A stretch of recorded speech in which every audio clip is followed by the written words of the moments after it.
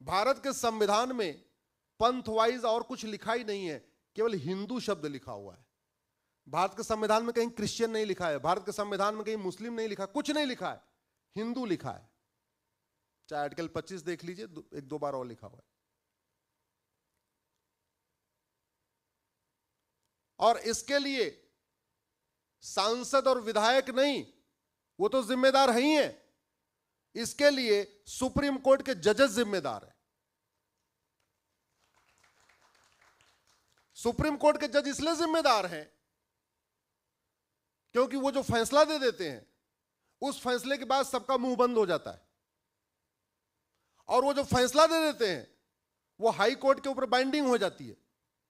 वो जो फैसला दे देते हैं तो वो एक तरीके से पत्थर की लकीर हो जाती है। और सुप्रीम कोर्ट के जजों ने विदेशी चश्मा पहन के इस संविधान को पढ़ा, उन्होंने कभी भारत के चश्मे से संविधान को पढ़ा ही नहीं। और क्यों पढ़ा? उनके बाप दादा अंग्रेजों के समय में मिशनरी स्कूल में पढ़ रहे थे, वो अंग्रेजों के लिए काम करते थे, बाद में ये भी अंग्रेजों के लिए काम करने लग गए। फादर बैरिस्टर थे, तो जैसे ही देश आजाद हुआ ये जज हो गए, और ये जज हो गए तो एक बार उन्होंने गलत फैसला दे दिया, उसके बाद उनका बेटा जज हो गया, वो पिता के फैसले को कैसे पलटे उसने भी कंटिन्यू कर दिया।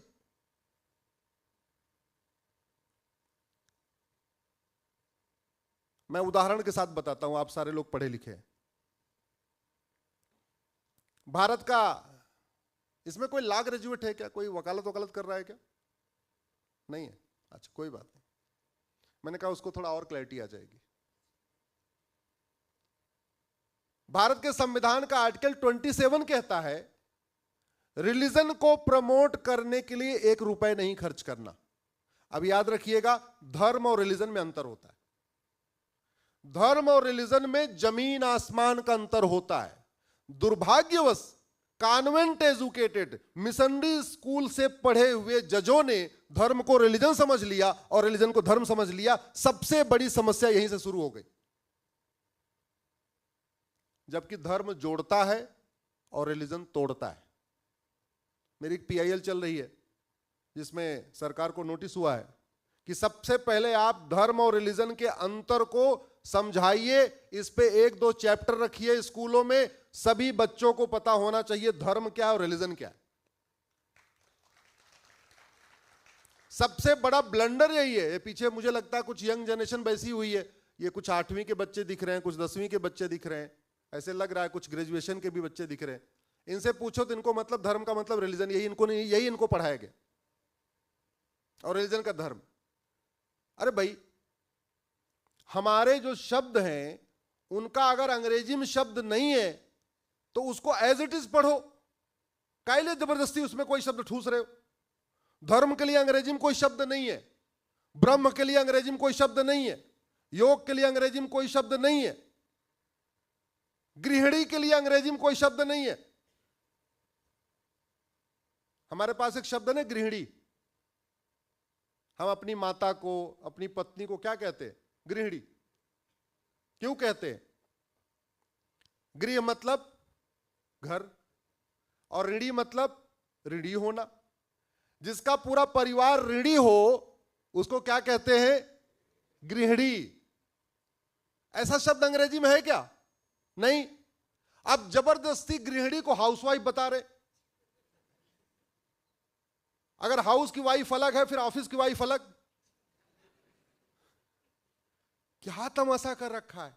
अरे गृहिणी को गृहिणी पढ़ाओ भाई, गृहिणी को हाउसवाइफ क्यों बता रहे हो? मैम क्यों बता रहे हो? मैडम क्यों बता रहे हो? नई शब्द है उनके पास, कभी उनकी सोच वहां तक गई नहीं। हजारों ऐसे शब्द हैं जिसका अंग्रेजी में शब्द ही नहीं है। क्यों? उसका 2 कारण है। पहली बात तो हमारे अल्फाबेट 52 है और उनके पास अल्फाबेट कितने हैं? A to Z 26। तो 26 का कॉम्बिनेशन परम्यूटेशन बनाएंगे तो मुश्किल से 10 लाख शब्द बनते हैं, और 52 का कॉम्बिनेशन परम्यूटेशन बनाते हैं तो 1 करोड़ शब्द बनता है। तो हमारे पास हर शब्द के लिए, हर कार्य के लिए एक शब्द है। हमारे पास मामा है, मौसा है, फूफा है, चाचा है। उधर क्या है? अदर क्या है बोलो? हमारे पास मामी है, मौसी है, चाची है, बुआ है, उधर क्या है? आंटी। अब चारों अलग अलग हैं, लेकिन वो चारों को अंकल ही कह रहे हैं। चारों इधर अलग अलग है, चारों को आंटी कह रहे हैं। यह समस्या सुप्रीम कोर्ट के जजों ने, चूंकि कॉन्वेंट एजुकेटेड थे, हिंदी पता ही नहीं थी, साहित्य पढ़ा नहीं, अंग्रेजी पढ़ते आए, वो गड़बड़ी कर बैठे। और जो सबसे बड़ा ब्लंडर ये किया, उन्होंने आम और बबूल को एक समान मान लिया। मतलब सुप्रीम कोर्ट के, अब नाम नहीं लेना चाहूंगा, उनका यह मानना है कि आम भी पेड़ है और बबूल भी पेड़ है, तो सारे दोनों एक समान है। यह नहीं सोचे कि आम फल देता है और बबूल कांटा चुभोता है, और यह नहीं सोचा कि आम और बबूल कभी एक साथ सरवाइव कर ही नहीं सकते। आप आम के बगल में एक बबूल ला के लगा दो, 2 साल के अंदर आम सूख जाएगा। और आम को बड़ा करने के लिए उसमें पानी भी देना पड़ेगा, खाद भी देना पड़ेगा, पेस्टिसाइड डालना पड़ेगा, कहीं दीमक न लग जाए, उसको थोड़ा सिक्योरिटी भी देनी पड़ेगी, फेंसिंग देनी पड़ेगी, कोई जानवर खा ना जाए। बबूल के लिए कुछ करना है क्या? नहीं, अपने आप पैदा हो जाएगा, उसको लगाना भी नहीं, खुद ही पैदा हो जाएगा वो तो। अब हमारे सुप्रीम कोर्ट के जजों का कहना है, चूंकि बबूल भी आम भी, और आम भी पेड़ है और बबूल भी पेड़ है, इसलिए दोनों बराबर है। इसको आज की डेट में कहते हैं सेकुलरिज्म। हमारे सुप्रीम कोर्ट के जजों ने वेद पुराण नहीं पढ़ा, लेकिन अपने फैसलों में कह दिया कि वेद पुराण बाइबल कुरान एक समान है। यह सबसे बड़ा ब्लंडर किया। उपनिषद नहीं पढ़ा, भगवत गीता नहीं पढ़ी, और यह कह दिया वेद पुराण भगवत गीता रामायण बाइबल कुरान एक समान है। अरे भैया, कैसे एक समान हो जाएगा? वेदों पे चर्चा हो सकती है कि नहीं? जरा जोर से बोलिए। शास्त्रार्थ हो सकता है? उपनिषद के ऊपर शास्त्रार्थ होता है कि नहीं? हमारे देश की परंपरा रही शास्त्रार्थ करने की, सार्वजनिक शास्त्रार्थ, बाकायदा खुलेआम, जो हजारों लोगों के बीच में बैठ के। भगवत गीता पे शास्त्रार्थ हो सकता है कि नहीं? तर्क वितर्क हो सकता है कि नहीं? रामायण पे तो रोज हो ही रहा है, मनुस्मृति पे तो रोज हो रहा है। रामायण में एक चौपाई है, ढोल गंवार शूद्र पशुनारी, देखो जब देखो तब चर्चा शुरू हो जाती है। इसका यह मतलब है कि यह मतलब आप कुरान के ऊपर शास्त्रार्थ तर्क कर सकते हैं क्या? जोर से बोलिए जरा, गला काट दिया जाएगा। बाइबल के ऊपर तर्क कर सकते हैं क्या? गला काट दिया जाएगा। हमारे यहां अनपढ़ अनाड़ी भी कह सकता है कि पृथ्वी गोल है। उधर पढ़े लिखे वैज्ञानिक भी कभी पब्लिकली ये नहीं कह सकते कि पृथ्वी गोल है। अनपढ़ अनाड़ी छोड़ दीजिए, पढ़े लिखे वैज्ञानिक बीटेक, एमटेक, पीएचडी कभी पब्लिकली ये कह ही नहीं सकते कि पृथ्वी गोल है। क्यों? क्योंकि क्या पढ़ाया गया? चपटी है। जानते हैं गोल है, फिर भी नहीं बोलेंगे। ये डिफरेंस है।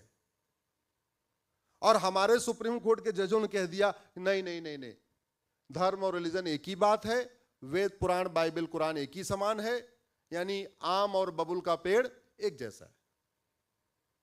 उन्होंने कभी सोचा ही नहीं कि ये फल देता हो कांटा देता है। आर्टिकल 27 कहता है कि रिलीजन को प्रमोट करने के लिए 1 रुपया नहीं खर्च करना। आर्टिकल 28 कहता है कोई भी रिलीजियस किताब नहीं पढ़ाना। आर्टिकल 30 कहता है कि भारत में सभी लोगों को, वो माइनॉरिटी हो या मेजॉरिटी, अपना स्कूल खोलने का अधिकार है। Education institution, religious education institution नहीं। कौन सा इंस्टीट्यूशन? Education institution. मतलब इंजीनियरिंग कॉलेज खोल लो, लॉ कॉलेज खोल लो, मेडिकल कॉलेज खोल लो, 10वीं का स्कूल खोल लो, 12वीं का स्कूल खोल लो। लेकिन मदरसा बोर्ड बन गया, मदरसे की डिग्रियां वैलिड हो गई, मदरसे की डिग्रियां लेके लोग सरकारी नौकरी पाने लग गए। और संविधान का आर्टिकल 27 कहता है रिलीजन के प्रमोशन में 1 रुपया नहीं खर्च करना, 28 कहता है कोई रिलीजियस इंस्ट्रक्शन नहीं देना, और 30 कहता है कि नहीं, पढ़ाना नहीं। आज ये चर्चा मैंने इसलिए छोड़ा कि कल ही बाबा साहब अम्बेडकर का उनकी जयंती है। आशा करता हूं कम से कम देश के जजेस, देश के बुद्धिजीवी, देश के लेखक, देश के पत्रकार, देश के कलमकार, यूनिवर्सिटी के जो प्रोफेसर्स, वाइस चांसलर एक बार संविधान का आर्टिकल 27, 28, 29, 30 ठीक से पढ़ेंगे। और ये चर्चा मैंने इसलिए किया कि आप देख लीजिए, जहां जहां मदरसा है वहां वहां अशांति है।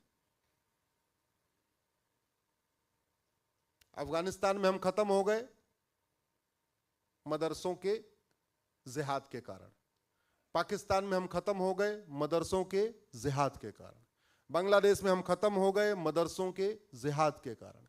पश्चिम बंगाल के मुर्शिदाबाद से पलायन कर रहे हैं पिछले 2 दिन से मदरसों की नफरती शिक्षा के कारण, मजहबी शिक्षा के कारण। तो क्या जो भारत का संविधान का प्रियम्बल कहता है देश की एकता अखंडता मजबूत करना है, भाईचारा बढ़ाना है, वो मदरसा खोलने की परमिशन दे सकता है क्या? ये तो कॉमन सेंस वाली बात है, नहीं दे सकता। और फिर भी दिए जा रहे हैं, दिए जा रहे हैं, दिए जा रहे हैं। और सबसे आश्चर्य की बात,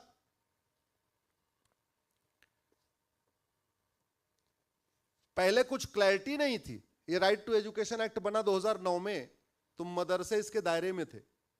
2012 में मुस्लिम पर्सनल लॉ बोर्ड और जमीयत के लोग राहुल गांधी से मिले और अगले ही सेशन में एक बिल लाके मदरसों को राइट टू एजुकेशन के दायरे से बाहर निकाल दिया। मतलब यह हुआ उसके ऊपर कोई कानून लागू ही नहीं होगा, जबकि पहले लागू था। 2009 में बना तो लागू हुआ था। कानून लागू न होने के मतलब यह हुआ कि मदरसों में कौन टीचर है वो सरकार की चेक नहीं कर सकते। जैसे बाकी जगह आप लोगों को पता होगा, आजकल एक एग्जाम होता है टीचर एलिजिबिलिटी टेस्ट, टेट बोलते हैं, सबको पता होगा लगभग। तो मदरसों में टेट क्वालिफाई करना जरूरी नहीं है। दूसरा, चूंकि राइट टू एजुकेशन के दायरे से बाहर हो गया, तो मदरसों में कौन टीचर है सरकार इसकी ऑडिट नहीं कर सकती। मदरसों में क्या पढ़ाया जा रहा है सरकार इसकी ऑडिट नहीं कर सकती। मदरसों में कौन पढ़ा रहा है, क्या पढ़ाया जा रहा है, कहां से फंडिंग आ रही है, सरकार ऑडिट नहीं कर सकती। ऑडिट नहीं कर सकती, इसका मतलब हमने घर में ही अपने देश के अंदर मोहल्ले मोहल्ले में बम के गोले छोड़ दिए। तुम अपनी फैक्ट्री तैयार करो। इसकी लड़ाई सुप्रीम कोर्ट में चली रही है। एक जो दूसरा सबसे बड़ा समस्या हुआ, 1992 में कानून बनाया, नाम है इसका माइनॉरिटी कमीशन एक्ट। जब देश का विभाजन हुआ था, किस आधार पे हुआ था? मजहब के आधार पे। और कोई कारण था क्या डिवाइड करने का? एक ही तो था।